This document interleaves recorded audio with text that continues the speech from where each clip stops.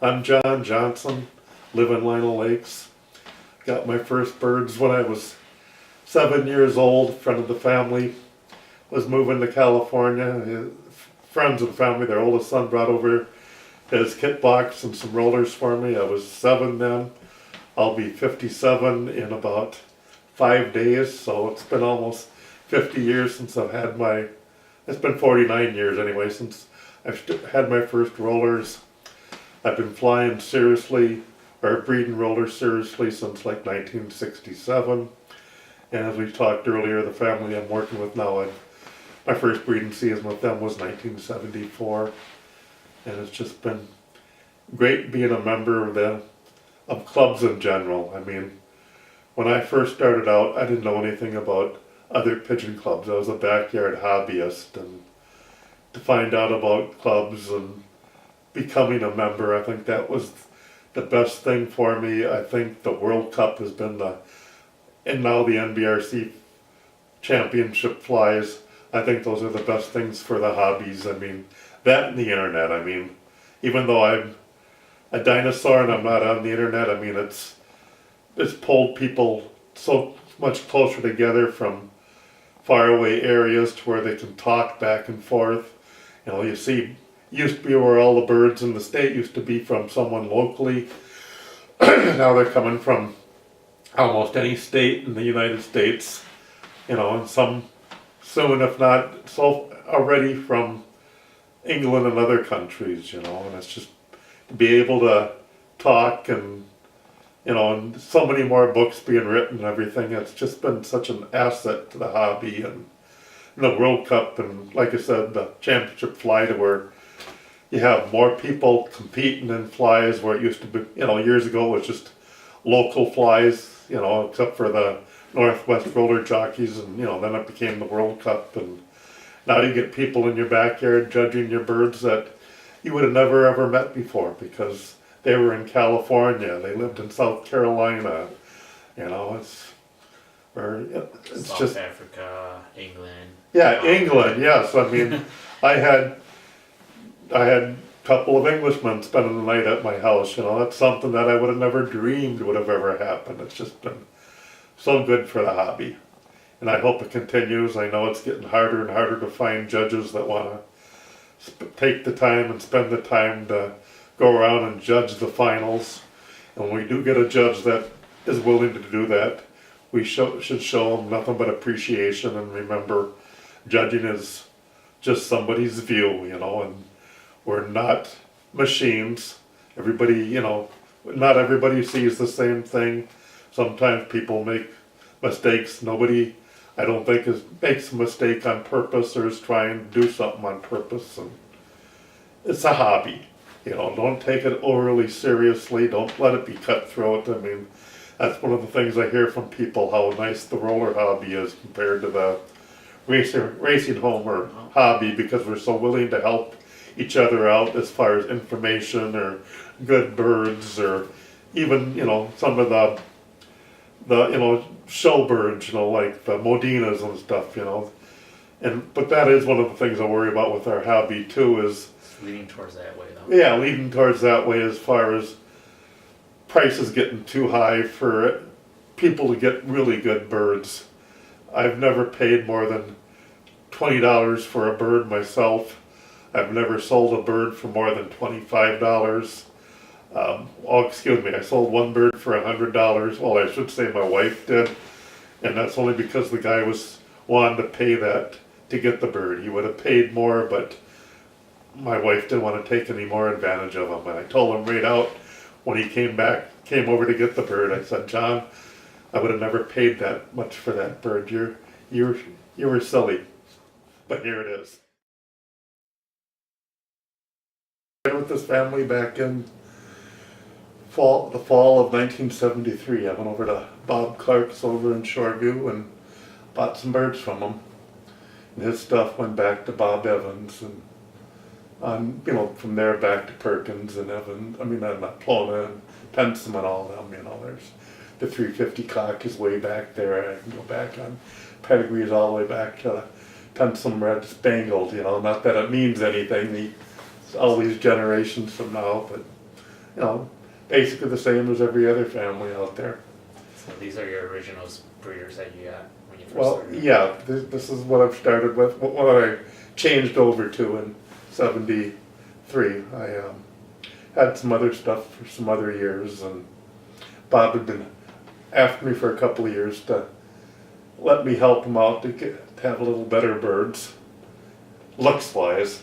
He was beating the pants off me in the show, and I'm like, no, I want to stick with what I got, you know. And finally, after the third year, I said, okay, and I bought some birds from him.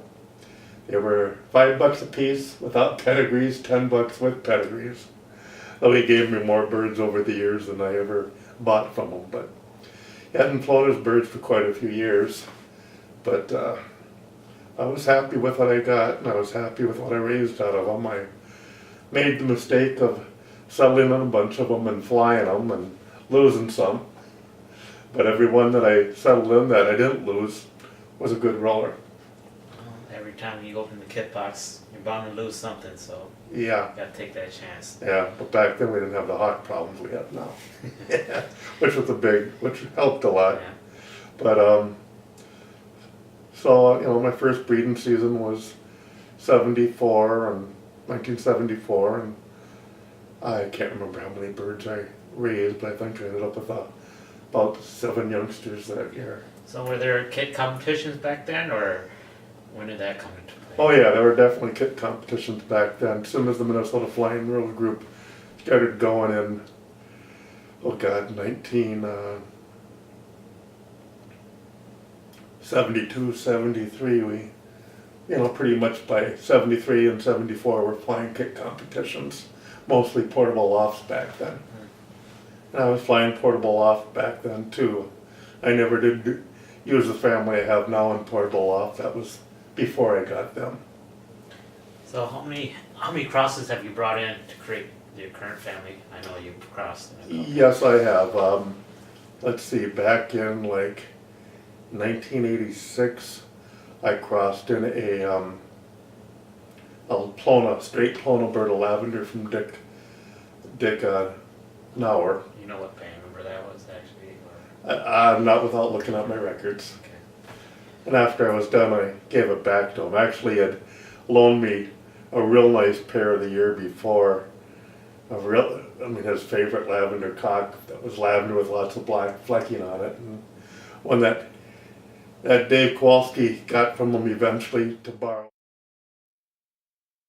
It was a nice cock bird, and it was a black-balled hen, but I made the mistake of not putting them together like I should have. I tried breeding them to my birds, and Crossed them in. I got nothing but infertile eggs that year, so I returned them and then went back and got that other lavender cock and bred out of him and raised a couple of black hens, and then returned that bird, and then just started crossing, you know, the blacks more into mine. And for some reason it seemed like when I did that I ended up with a friendly gene, a tame gene, to where birds that went back to those birds were extra friendly. You know, that would really respond to you when you talk to them and everything. And because it's pretty much been gone throughout my loft now, you know, most everything goes back to that. But there's still certain birds out there that are closer to that, you know, to the what I crossed in, that are a little bit more responsive and stuff.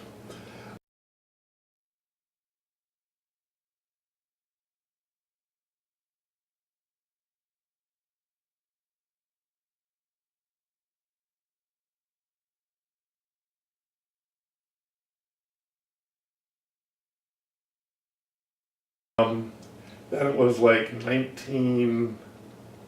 well actually I think that Plona bird was like 1983, 1982, come to think about it.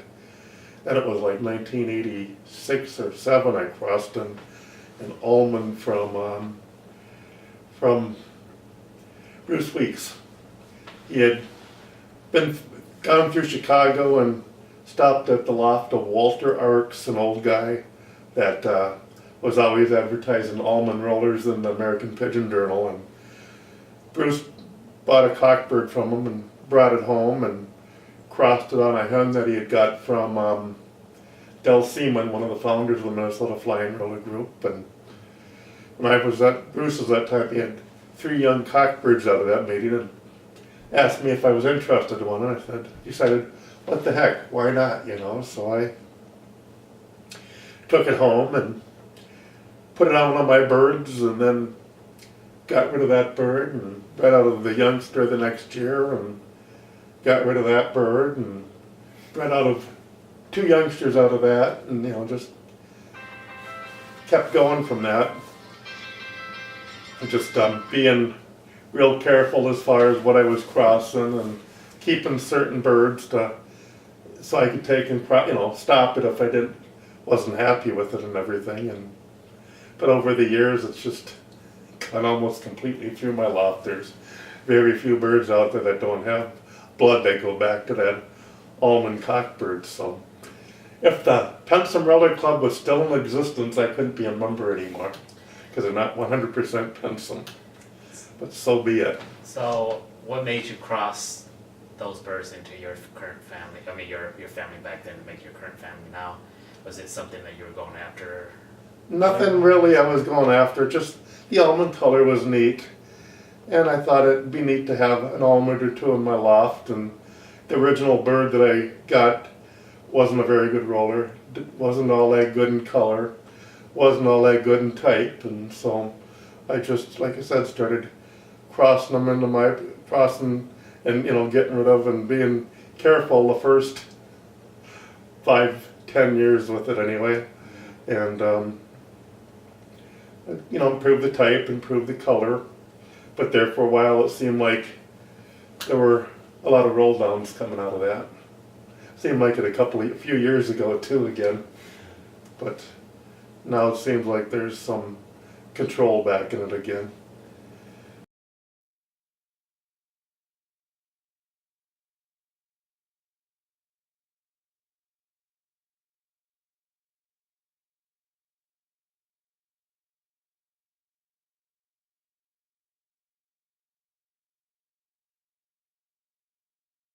Then the only other outcross was for the dilute gene, for yellow and true silver and dun, and I didn't cross that in. Chuck Hayes did. He had got a bird from Art Kelleher that was mostly Chuck's family with a Pensum dilute outcross that he crossed in, and then I got eventually yellow hen from Chuck and crossed that in. And so, I got a few yellows out there from time to time, and cream bars and stuff. And I've raised very few recessive yellow. They've mostly been ash yellows, and I get some silvers and some duns every now and then.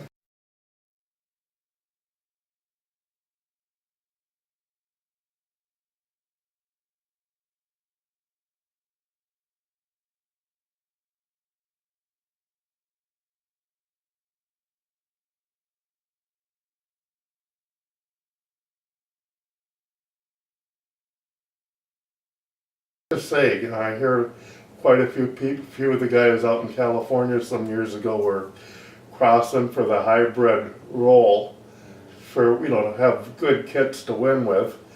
But from what I've heard from other people and from Ron Moon, who did a lot of that crossing, it's harder to find good stock birds that'll reproduce out of hybrids like that. Crossing 2 completely different families. Hybrid vigor or something. Yeah, you get the hybrid vigor and increases the size somewhat, but it also, I guess it seems like increases the percentage of roller. So I've been told. I couldn't tell you about that personally, but from what I've heard from Ron, though, they don't make the best breeders. You got to be really selective. And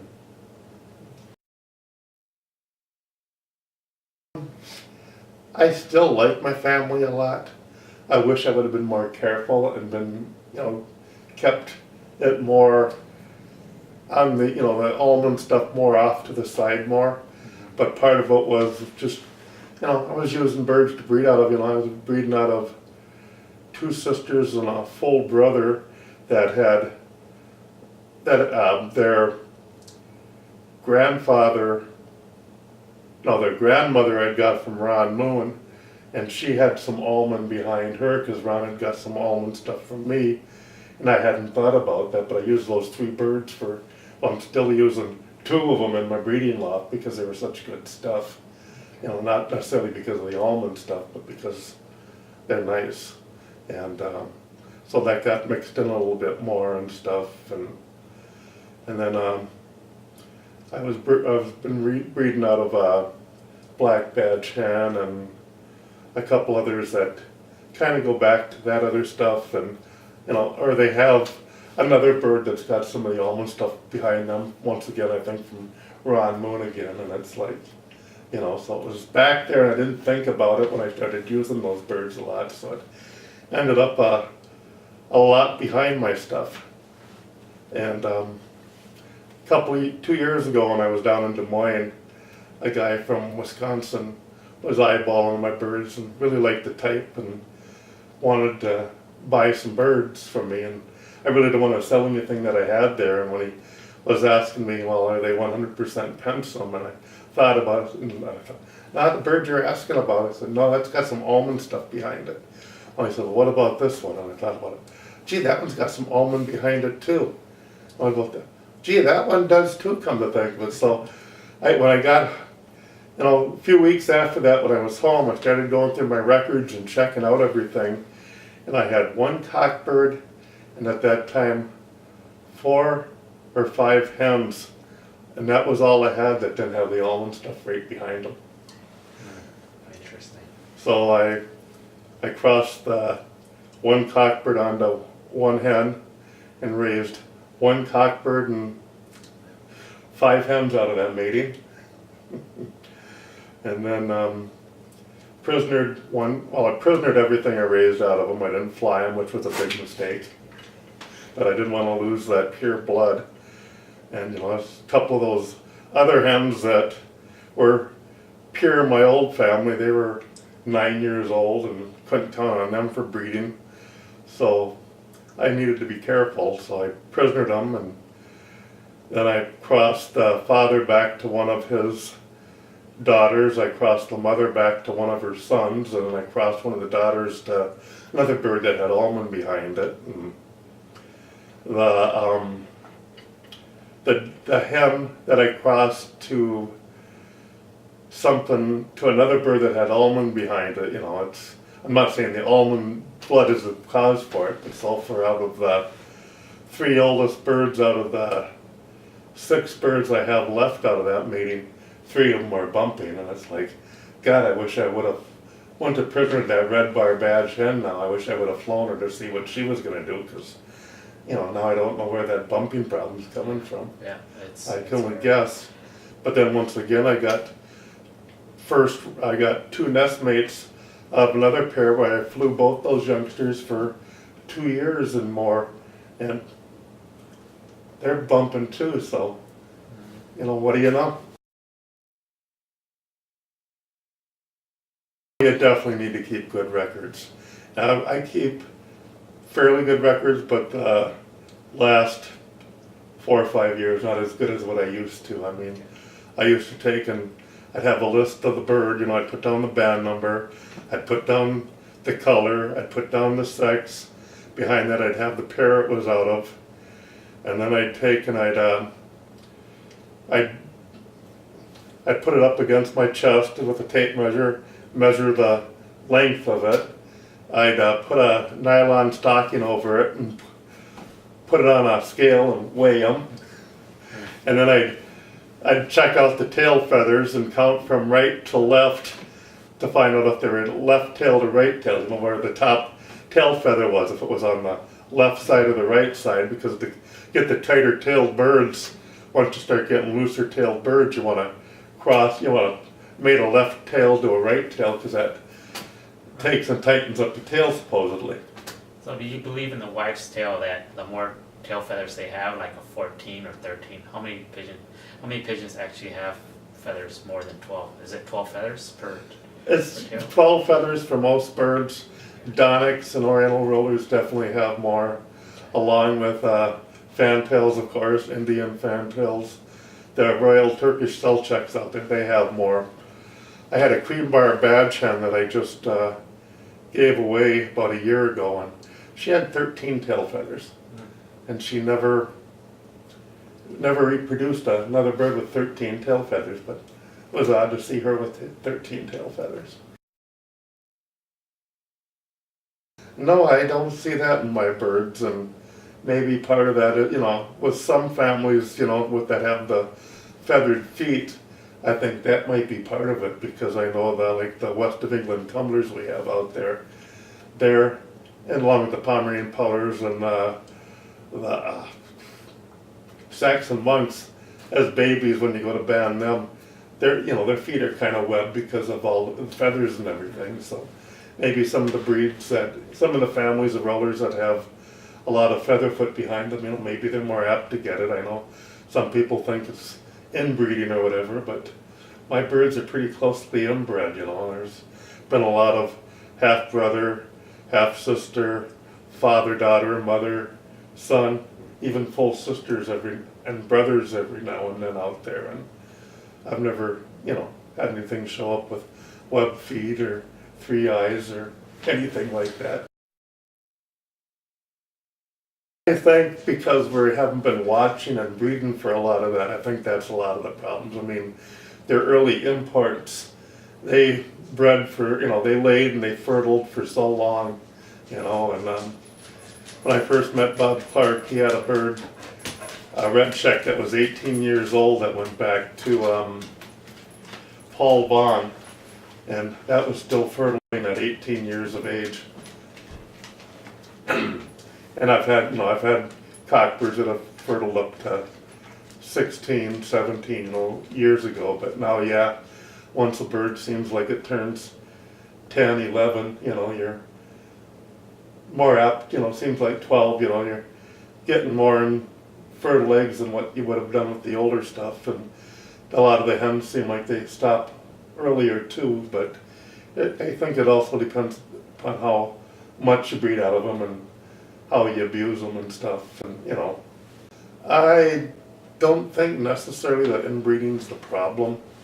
I think we have a lot of people in the U.S. too that raise hundreds of young birds every year too.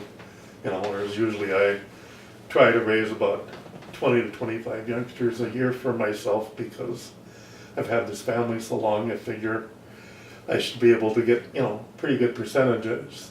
I usually do, but lately I've been too many guys after for birds, and I've been letting too many of them go. And then with the cancer treatments, I've let too many of them go, so I'm having to build up again. But no, I think more it's our selection. Okay. It's harder because of the hawk problem and everything. But we've lost a lot of stuff that our birds used to have. There used to be more homing instinct in them. There used to be better nest building instinct in them. And fertility. There's just so much because we've been babying them or not paying attention.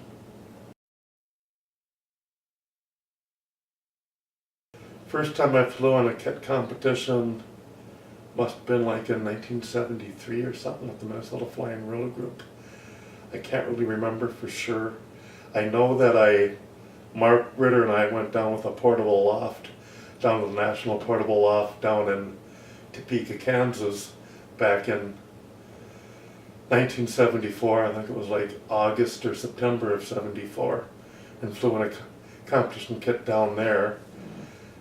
But then also in January of 1974, the Minnesota Flying Roller Group had a portable loft fly